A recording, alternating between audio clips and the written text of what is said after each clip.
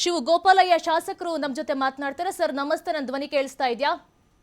ನಮಸ್ಕಾರ ಸರ್, ಏನಿದು ಸರ್ ಇಷ್ಟೊಂದು ಮತಗಳು ಅಲಭ್ಯ ಆಗ್ತಾ ಇದೆ, ಇದ್ರ ಬಗ್ಗೆ ಚರ್ಚೆಯನ್ನ ಮಾಡ್ತಾ ಇದೀವಿ. ಇದ್ರ ಬಗ್ಗೆ ನಮ್ಮ ಪ್ರತಿನಿಧಿ ಆಗಿರುವಂತಹ ಶಿವಕುಮಾರ್ ಅವರು ಮಾತನಾಡ್ತಾ ಇದ್ದಾರೆ. ಅವ್ರು ಮಾತನಾಡ್ತಾರೆ. ಸರ್ ಮಾತನಾಡಿ ನೀವು. ಸರ್, ನಾನು ಶಿವಕುಮಾರ್ ಮಾತನಾಡ್ತಾ ಇದ್ದೀನಿ. ಸರ್, ಈಗ ಬೆಂಗಳೂರಿನಲ್ಲಿ ಸುಮಾರು 60 ಲಕ್ಷ ಮತದಾರರ ಹೆಸರುಗಳು ಅಲಭ್ಯ ಅಂತೇಳಿ ಬರ್ತಾ ಇದೆ. ಅಂದರೆ ಇಡೀ ರಾಜ್ಯದಲ್ಲಿ 1,11,00,000 ಮತದಾರರ ಹೆಸರನ್ನ ಕೈ ಬಿಡುವಂತಹ ಒಂದು ಪ್ರಯತ್ನ ಆಗಿದೆ ಅನ್ನುವಂಥ ಮಾತುಗಳಿದೆ. ಆದರೆ ಇವತ್ತಿನ ರಿಪೋರ್ಟನ್ನು ನೋಡಿದ್ರೆ ಇದು ಅಲಭ್ಯ, ಯಾಕೆಂದರೆ ಇನ್ನೂ ಯಾವುದೇ ಡಿಲೀಟನ್ನು ಮಾಡಿಲ್ಲ. ಆಗಸ್ಟ್ 17ರವರೆಗೆ ಹೆಸರನ್ನ ಮತ್ತೆ ಸೇರಿಸೋದಕ್ಕೆ ಅವಕಾಶಗಳಿದೆ. ಸೊ ಬೆಂಗಳೂರಿನಲ್ಲಿ 60 ಲಕ್ಷ ಇದೆ. ಏನು ಹೇಳ್ತೀರಿ ಸರ್?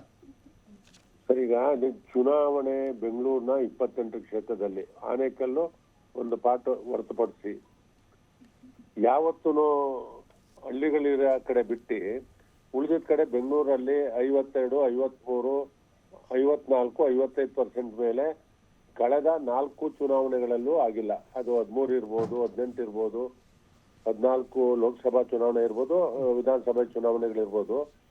ಯಾವತ್ತು 60% ಬೆಂಗಳೂರು ಯಾವುದೇ ಕ್ಷೇತ್ರನೂ ಆಗಿಲ್ಲ.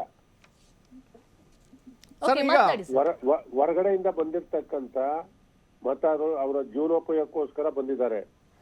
2002ರಿಂದ ಬೇರೆ ಬೇರೆ ಕಾರಣಕ್ಕೆ ಹೆಸರುಗಳು ಸೇರಿರ್ತಕ್ಕಂಥವು ಮತ್ತು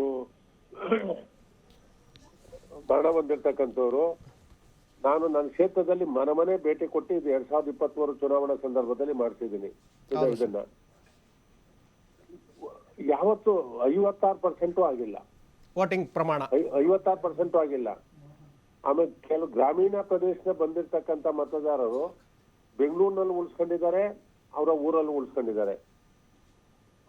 ಈಗ ಎರಡು ಓಟು ಅವ್ರ ಮಕ್ಕಳದ್ದು 2 ಓಟು ಇಲ್ಲಿ ಉಳಿಸ್ಕೊಂತಾರೆ, ಅವರ ತಂದೆ ತಾಯಿದು ಅಲ್ಲಿ ಸೇರಿಸಿದ್ದಾರೆ. ಹೊರಗಡೆಯಿಂದ ಬಂದಿರ್ತಕ್ಕಂಥವ್ರು ಯಾರು ಉಳಿಸ್ಕೊಂತಿಲ್ಲ. ಏನ್ ತಮಿಳ್ನಾಡಿಂದ ಬಂದಿರ್ತಕ್ಕಂಥ ಮತದಾರ ಏನಿದೆ, ಬಹುಶಃ ತಮಿಳ್ನಾಡಲ್ಲಿ ಈಗೇನು ಮೊನ್ನೆ ಚುನಾವಣೆ ನಡೀತು, ವಿಧಾನಸಭೆ ಚುನಾವಣೆ, ಅಲ್ಲಿ SIR ಅಲ್ಲಿ ಭಾಗವಹಿಸಿದ್ದಾರೆ, ಅಲ್ಲಿ ಇದು ಮಾಡ್ಕೊಂಡಿದ್ದಾರೆ. ಸರ್, ನಿಮ್ಮ ಕ್ಷೇತ್ರದಲ್ಲಿ ಎಷ್ಟು ಜನ ಇದ್ದಾರೆ ಸರ್ ಆ ರೀತಿಯಾಗಿ ಇರುವಂತವ್ರು, ವಲಸೆ ಬಂದವರು? 1 ಲಕ್ಷಕ್ಕಿಂತ ಜಾಸ್ತಿ ಜನ ಇದನ್ನ ಕೈ ಬಿಡ್ತಾರೆ ಸರ್. ಕೈ ಬಿಡ್ತಾರೆ, ತಿರೋಗಿದ್ದು ಇರ್ತಕ್ಕಂಥ ಇದ್ದಾರೆ. ಸಹಜವಾಗಿದೆ 45% ಅಂತೂ ಕೈ ಬಿಡ್ಲೇಬೇಕು. ನನಗೆ ವೈಯಕ್ತಿಕವಾಗಿ ಗೊತ್ತಿರ್ತಕ್ಕಂಥ ರೀತಿ. ಆದ್ರೆ ಹಳ್ಳಿಗಳ ಕಡೆ, ಗ್ರಾಮೀಣ ಪ್ರದೇಶದಲ್ಲಿ ಆ ರೀತಿ ಆಗೋದಿಲ್ಲ, ಕಡಿಮೆ. ಇಲ್ಲಿ ಬೆಂಗಳೂರಿನ ಎಲ್ಲಾ ಕ್ಷೇತ್ರಗಳಲ್ಲೂ 1 ಲಕ್ಷಕ್ಕಿಂತ ಎಷ್ಟು ಜನ ಇದಕ್ಕೆ ಕೈ ಬಿಡ್ತಾರೆ ಸರ್. ಅಂದ್ರೆ ಗ್ರಾಮೀಣ ಪ್ರದೇಶಗಳಲ್ಲಿ ಸರಿಯಾಗಿ ಪ್ರಕ್ರಿಯೆ ಆಗತ್ತೆ, ನಗರ ಪ್ರದೇಶಗಳಲ್ಲಿ ವಲಸೆ ಬಂದವರು, ಬೇರೆ ಬೇರೆ ರಾಜ್ಯಗಳಿಂದ ಬಂದಿರೋರು, ಹಾಗಾಗಿ ಸಹಜವಾಗಿ ಇಲ್ಲಿ ಆ ಮತಗಳು ಡಿಲೀಟ್ ಆಗತ್ತೆ ಅಂತನಾ ಸರ್? ಹೌದು. ಈಗ ನನ್ನ ಊರಲ್ಲೇ ಸುಮಾರು ಒಂದು 400-500 ಮನೆಗಳಲ್ಲಿ, ಒಂದೊಂದು ಮನೆಯಲ್ಲಿ ಬಿಲ್ಡಿಂಗ್ ನಲ್ಲಿ 40 ಜನ 50 ಜನ ಯಾರೊಬ್ರಿಗೂ ಓಟಿಲ್ಲ ಇಲ್ಲಿ. ಹೊರ ರಾಜ್ಯದಿಂದ ಬಂದಿರ್ತಕ್ಕಂಥವ್ರೆ ಇರ್ತಕ್ಕಂಥದ್ದು. ಇಲ್ಲಿ ಎಲ್ಲಾ ಸೌಲಭ್ಯಗಳನ್ನು ಬರ್ತಾರೆ, ಜೀವನಕ್ಕೋಸ್ಕರ ಇಲ್ಲಿ ಬಂದಿದ್ದಾರೆ. ಆದ್ರೆ ಅವ್ರು ಓಟ್ ಇರ್ತಕ್ಕಂಥದ್ದು ಹೊರ ರಾಜ್ಯದಲ್ಲೇ.